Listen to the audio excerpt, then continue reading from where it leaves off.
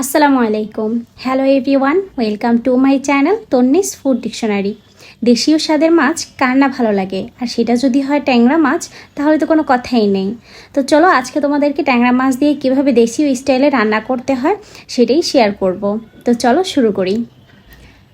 প্রথমেই ট্যাংরা মাছগুলোকে লবণ দিয়ে ভালোভাবে মেখে ধুয়ে নিতে হবে, যাতে করে যে পিছলা ভাবটা থাকে সেটা চলে যায়।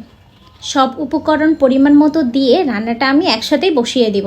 তাই এখানে পরিমাণ মতো তেল দিয়ে দিচ্ছি, আধা চামচ হলুদ গুঁড়ো, আধা চামচ মরিচ গুঁড়ো, আধা চামচ জিরে গুঁড়ো, আধা চামচ ধনিয়া গুঁড়ো, স্বাদ মতো লবণ। ঝালটা আপনারা যে যার পছন্দ মতো দিয়ে নেবেন। এবার পরিমাণ মতো পানি দিয়ে দিব, 1 চামচ রসুন বাটা, আধা চামচ আদা বাটা। এবার সবগুলো উপকরণকে ভালোভাবে মিক্স করে নিব।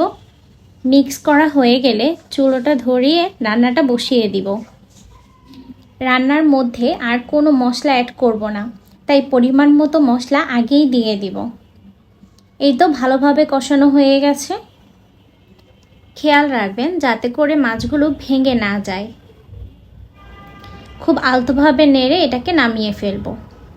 অন্যদিকে একটা কড়াইতে অল্প পরিমাণে তেল দিয়ে দিব।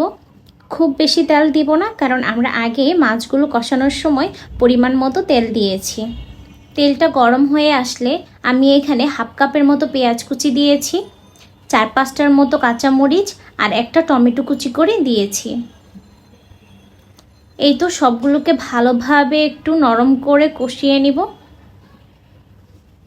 টমেটোটা নরম হয়ে আসলে আগে থেকে রেডি করে রাখা ট্যাংরা মাছের কষানো ঝোলটা এটার সাথে অ্যাড করে দিব। এবার সব কিছুকে ভালোভাবে মিক্স করে নিব। 5 মিনিটের মতো কষিয়ে নিব। ভালোভাবে কষানো হয়ে গেলে দেখবেন যে উপরে তেল ভেসে উঠেছে। যখন তেল ভেসে উঠবে তখনই বুঝে যাবেন যে আমাদের মশলাটা একদম পারফেক্টভাবে কষানো হয়ে গেছে। এবার ট্যাংরা মাছগুলোকেও এটার সাথে অ্যাড করে দিব। কিছুক্ষণ কষিয়ে এবার পরিমাণ মতো পানি দিয়ে দিব। খুব আলতোভাবে নেড়ে 5 মিনিটের জন্য ঢাকনা দিয়ে রেখে দিব। এই তো 5 মিনিট পর চলে আসলাম। দেখুন আমাদের ট্যাংরা মাছের ঝোলটা প্রায় হয়ে এসেছে। এইবার ধনেপাতা কুচি দিয়ে নামিয়ে ফেলব।